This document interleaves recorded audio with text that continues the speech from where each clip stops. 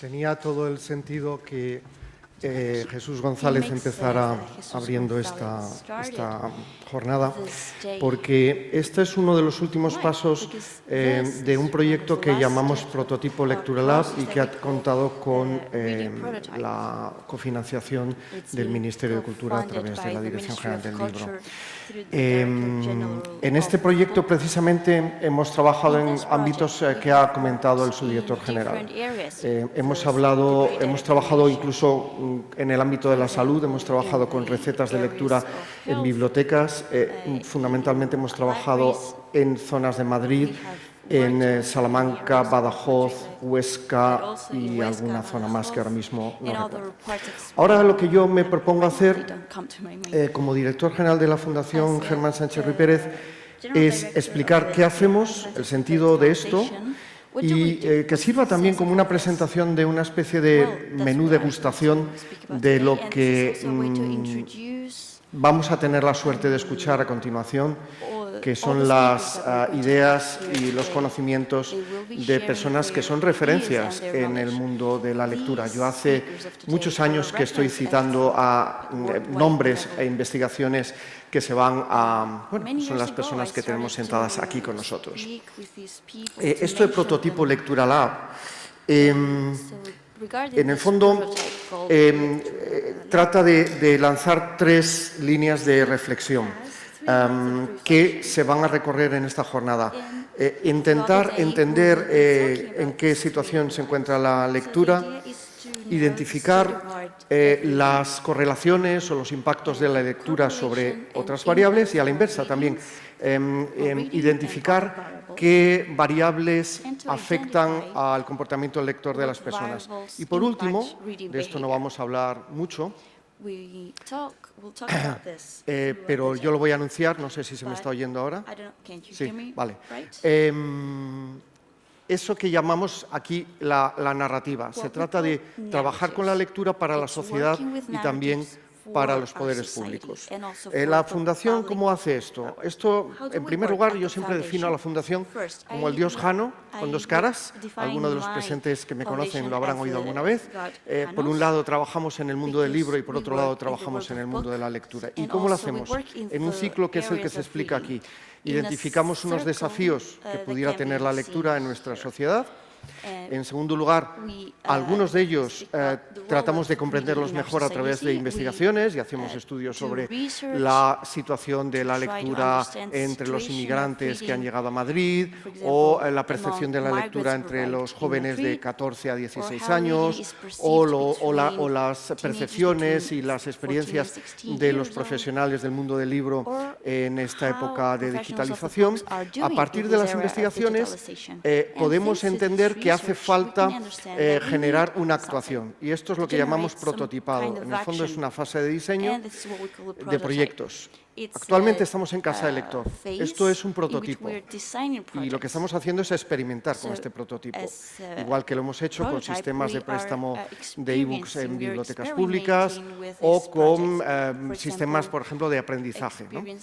Una vez que hacemos esa experimentación, en función de las lecciones que aprendemos, lo que hacemos es transferirlo a la sociedad y esa transferencia la hacemos a través de formación o a través de eventos como este o dando la lata en las administraciones públicas o publicando informes. Entonces, en ese contexto, yo a veces doy conferencias, como por ejemplo esta del último Congreso Mundial de Editores en Yakarta, que lancé mi intervención con esta fotografía y con este desafío, que es preguntarle a la audiencia por qué es relevante la lectura y por qué esto es relevante de cara al futuro. Muchas veces he colocado esta imagen y le pregunto a la audiencia, ¿alguien sabe en qué biblioteca es esta? No sé si atreverme. Bueno, aquí, claro, José Manuel Anta, que es el director de la Federación Española de Gremios de Editores, pues la verdad es que ya me conoce y sabe qué es. Normalmente la audiencia lo que dice es el Trinity College, es Bodleian Library, es incluso la Biblioteca del Congreso. Ha habido gente que ha dicho que era la Biblioteca de San Lorenzo del Escorial. No es ninguno de estos y luego veremos lo que es y lo que quiero decir. Por lo tanto, los 3 puntos que simplemente voy a tratar en este menú de degustación son la necesidad de entender la lectura, identificar sus impactos y, por último, una referencia a las narrativas. ¿Qué implica entender la lectura? Por un lado, lo típico, lo que sale en los periódicos, datos cuantitativos. Hay más lectores, hay menos lectores, leen más las mujeres, etcétera, etcétera. Por otro lado, otra cosa que va por debajo de esto, que es una mirada más cualitativa, y es qué percepciones tiene la gente respecto a la lectura. Y también una cosa que ahora es crucial, que es entender que la lectura tiene múltiples significados, y hablamos de lectura cuando estamos hablando de cosas muy diferentes en un caso y en otro. Y esto plantea graves problemas para todos nosotros que trabajamos en este campo. Esta para mí es la información más relevante sobre la parte cuantitativa, vamos a decir, de la situación de la lectura en España. Cuando yo estaba en el puesto de Jesús González, que no somos familia, nos apellidamos igual, es un apellido muy atípico en España, pero da la casualidad de que coincide. Diseñé el primer plan de fomento de la lectura, lanzamos el plan de 2001 a 2004 y lo primero que hicimos fue encargar, por así decirlo, un estudio, llegar a un acuerdo con la Federación de Gremios de Editores de España para lanzar lo que año tras año se publica como el barómetro de la lectura. De las 150 y tantas páginas que tiene el informe, para mí lo fundamental es la información que yo he extraído para presentaros este gráfico, que es la proporción de personas que cuando se les pregunta en la semana pasada, ¿habéis leído una o dos veces por ocio vosotros? La gente que contesta que sí. Y a esto le llamamos lectores frecuentes. Entonces, quiero subrayar el hecho de que hace 20 años el porcentaje estaba entre el 35 y el 36, y ahora los que contestan que sí están entre el 53-52%. Esto es un proceso bastante único en Europa, es una evolución que no se debe, me temo, al trabajo de la Subdirección General ni al de esta fundación. Algo hacemos, pero se debe a otros factores sociodemográficos de evolución de la sociedad española, pero que nos permite ver esto con perspectiva desde lo cuantitativo. Ahora, hay cosas curiosas. ¿Por qué no pensamos en el futuro? Entonces, para pensar en el futuro hay que contar con indicadores adelantados, como hacen los economistas. Este otro gráfico es la misma pregunta, pero que salió, creo, en el informe Quo Vadis Reading que hizo la Cámara Alemana del Libro, en la que se ve exactamente la tendencia opuesta. Es decir, a partir de 2013, la gente que contesta que ha leído en la semana anterior algún rato va bajando, y esto sigue siendo así, por ejemplo, en países escandinavos o en otros lugares. ¿Por qué es interesante esto? Bueno, pues porque nos puede permitir diseñar actuaciones pensando en el futuro, porque ha habido países en los cuales los índices de lectura eran mucho más altos que en España y que ahora están bajando, y España está en una situación diferente. Entonces, los tecnócratas, vamos a decir que somos los que creemos que hay que trabajar con esto. Y como ejemplo de esto, el señor Blesi, que luego va a hablar, Ovena Reinke, Dörte Freilich, Christian Einarsson y yo mismo, ideamos una cosa que Christoph Blesi denominó ERICS. Son unas siglas que vienen a explicar que es un conjunto de preguntas que van a ser exactamente iguales en todos los cuestionarios europeos. ¿Qué nos permite esto? Comparar la situación de la lectura entre unos países y otros, porque si de lo que estamos hablando es diferente, no es comparable.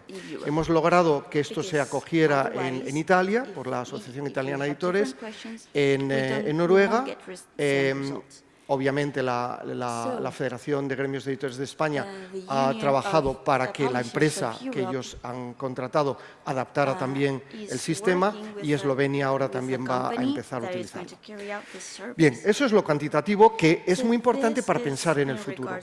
Estos son estas cosas que nuestra fundación hace mucho, que recuerdo que incluso hicimos grupos de trabajo pensando en futuros escenarios. Esto se llama el candy cone, es el cucurucho para los dulces, que utiliza una mirada prospectiva. Entonces, lo que hace es decir, bueno, con los datos que tenemos, el escenario probable sería el amarillo, en línea recta, es este. Pues a lo mejor con lo que tenemos pues va a haber una caída de la vinculación de las personas a la lectura, pues porque la lectura de libros compite con otras formas de ocio, por ejemplo, y entonces cada vez la gente va a leer menos. Pero podemos diseñar cosas a 10 años vista, a 6 años vista, para llegar a un escenario preferible, que es el azul. En esto llevamos trabajando mucho tiempo y es algo que se compone también de cosas que esta mañana y esta tarde se van a explicar. Quedémonos con la idea esta de perspectiva, de no trabajar para el presente, sino trabajar también pensando en el futuro.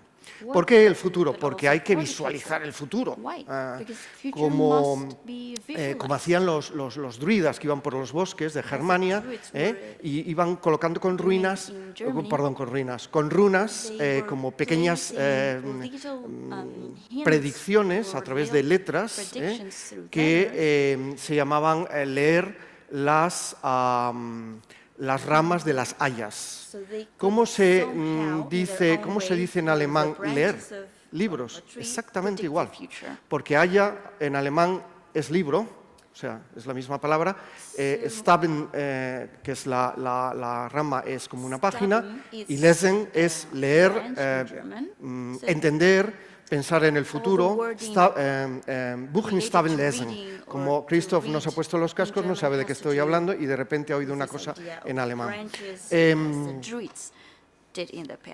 Es muy interesante que en latín, en nuestra palabra leer, todo esto viene de legere, o legere, viene de un origen común, que viene de las ramas, lignus, y que viene también de una mezcla de conceptos que tienen que ver con la lectura, pero también con la profecía, etcétera, etcétera. Por lo tanto, dejo aquí puesto esto porque tiene que ver con algunas de las cosas que se van a decir a lo largo de la jornada. Tenemos que pensar que la lectura es un arma muy importante para entender la realidad actual y la futura. Y en último lugar, las percepciones sobre la lectura.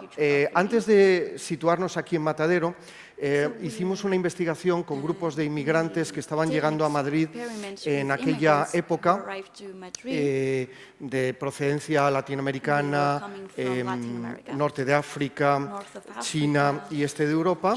Y recuerdo que había sesiones de grupos focales en las que había una parte más formal, pero luego, esto es típico, lo que se hace es estimular la conversación y entre ellas y ellos, porque había grupos de mujeres y hombres, grupos de lectores y no lectores, se arrancaba una parte informal en la que ya hablan entre ellos, se interrumpen, etcétera, etcétera.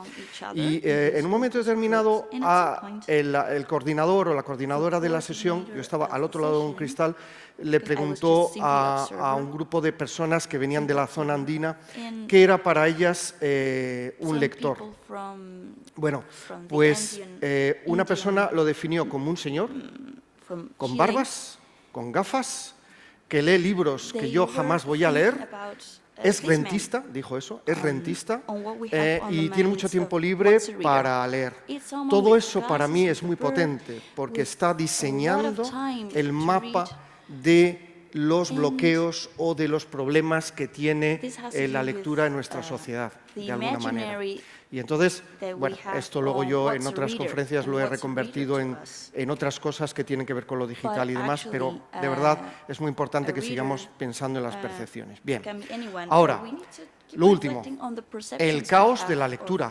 Hablamos de leer y entre los expertos, incluso ayer estábamos cenando los ponentes de esta jornada y bueno, empezábamos a preguntar, ¿qué es leer? ¿Que leer es leer un post de una red social? ¿Es leer un artículo en un periódico en papel, en formato digital? ¿Leer ese artículo por trabajo, por educación, por ocio? ¿Leer una novela? Leer una novela de no sé quién, o leer una novela de Faulkner, o de autores complejos, son muchas cosas lo que llamamos leer. Entonces, defendemos, y yo lo he defendido mucho en ámbitos internacionales, establecer una taxonomía de la lectura para saber de qué estamos hablando y para diseñar políticas de lectura dirigidas a cada tipo de lectura. No hay lecturas buenas o malas, hay distintas lecturas probablemente, ¿no? Segundo bloque, que tiene que ver con presentaciones que va a haber esta mañana. Y es la parte que a mí me ha interesado más a la hora de diseñar con todo el equipo de la Fundación esta jornada. Los impactos. Los impactos de la lectura sobre nuestra vida y también ciertas variables que impactan sobre la lectura. Por ejemplo, en el primer caso, Flavia Barca va a incidir mucho en el tema de los ODS, el impacto de las actividades culturales sobre los ODS, o, por ejemplo, Naomi Baron va a referirse a la inversa, ¿no? A un poco también lo que está pasando ahora con lo digital, la inteligencia artificial y demás en el terreno de la lectura. Y desde luego tenéis la suerte de que yo acabaré pronto y llegará Christoph Blesi para hacer un repaso, yo creo que muy potente, de todo lo que hemos estado trabajando y lo que él, como investigador, ha estado haciendo en relación con los radares que nos determinan los impactos de la lectura. Por lo tanto, los desafíos son acreditar las correlaciones entre una curva, por ejemplo, de lectores y no lectores, identificar las variables que inciden sobre la lectura y luego, en función de esto, priorizar los proyectos que a las administraciones, las instituciones, las empresas de la industria del libro llevan a cabo para el fomento de la lectura. Primer caso, identificar los impactos. Emanuele Castano ha trabajado muchísimo sobre esto, Naomi Baron también. Esto es muy complicado, sinceramente. Esto es muy complicado, pero es apasionante.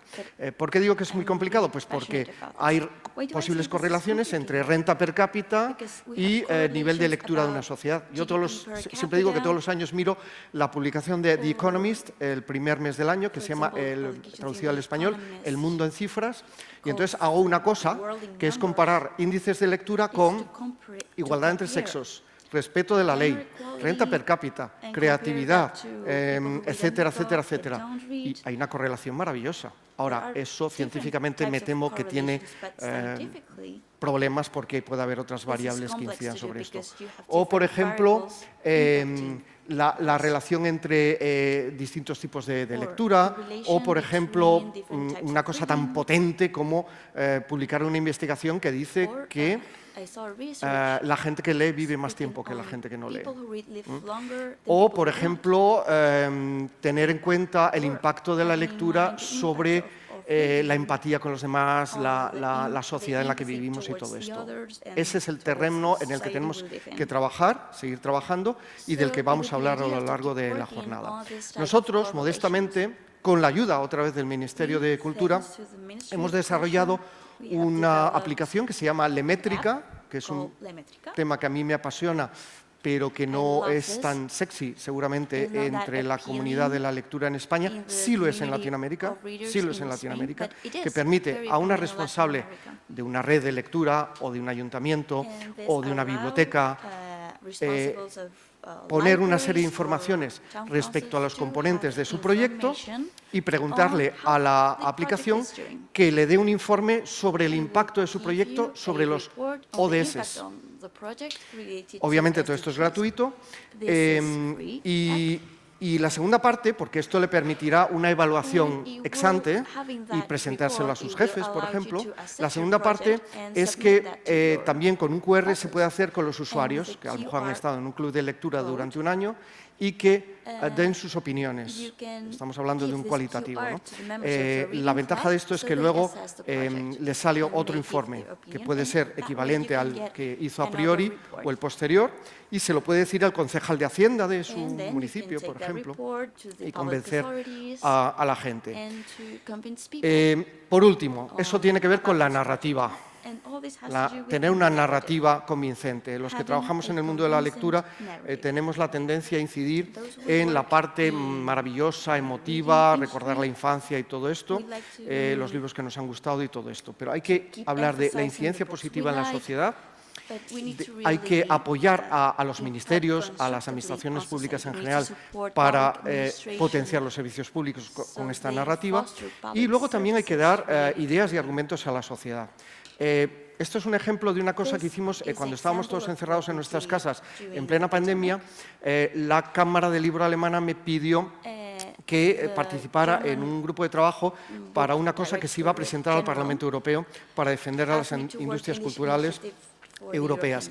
Y lo que hice fue proponer la generación de unos perfiles. Entonces, por ejemplo, me inventé que había una señora que se llama Julia, que era de Treviso, que era funcionaria en Bruselas, con datos personales y demás, y le asignábamos en unos grupos de trabajo una serie de valores que ella tiene, de objetivos, de miedos, etcétera, etcétera. Y así con una serie de perfiles, un golista francés, bastante mayor. Entonces, generamos dos narrativas que se vendieran bien para distintos grupos de perfiles. Ya sé que no se puede ver, pero por ejemplo aquí vemos el resultado de una parte del trabajo, que eran 4 de los perfiles.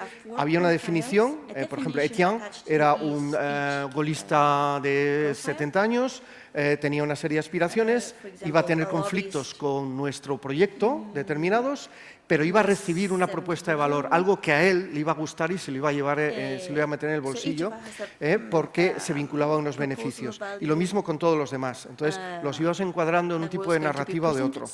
En fin, esto es lo que a mí me gusta llamar en inglés advocacy, pero que normalmente la gente llama lobby. Pero hay que trabajar mucho a favor de la lectura con seriedad, dando cosas que convenzan a la gente. Luego los alemanes hicieron un diseño maravilloso, etcétera, etcétera. Y yo lo he seguido utilizando. Por ejemplo, esto es de otro Congreso Mundial de Editores en el que hice una intervención sobre la lectura. Esto fue en Seúl hace 14 años y fijaos que ya hablaba de que la lectura era una herramienta para la economía digital, hace 14 años, y ponía una foto con pozos de petróleo.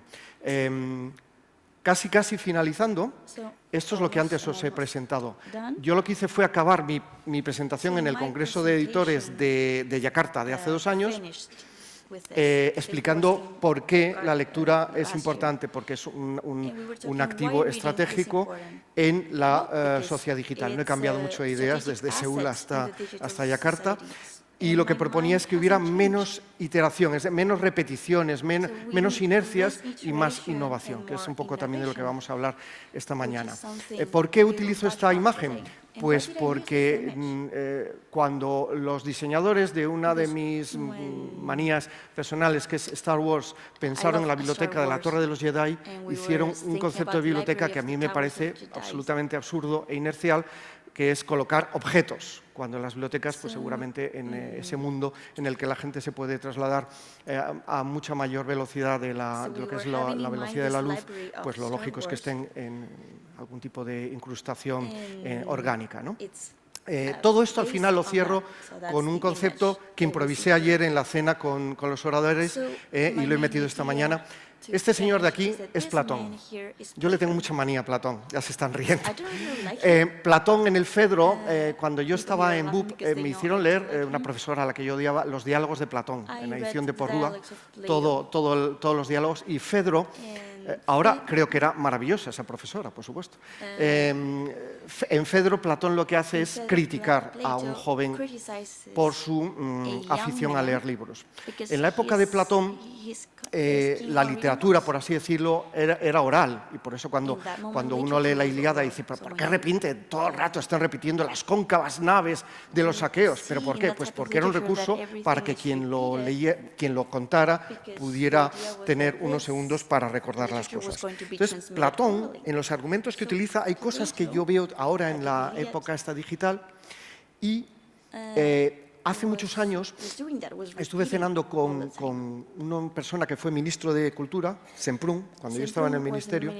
No era mi ministro, sino estuvimos en la Magdalena con María Kodama, una serie de personas, y él me miró en un momento y me dijo, oye Luis, yo entonces era muy joven, ¿y tú por qué crees que Platón hace eso en el Fedro, de meter tanta crítica a la lectura? Y yo le dije, no lo sé, pero le tengo mucha manía a Platón. Eso es la inteligente respuesta que le di. Unos años después leí La sociedad abierta y sus enemigos de Karl Popper. Ahí empecé a entender casi todo.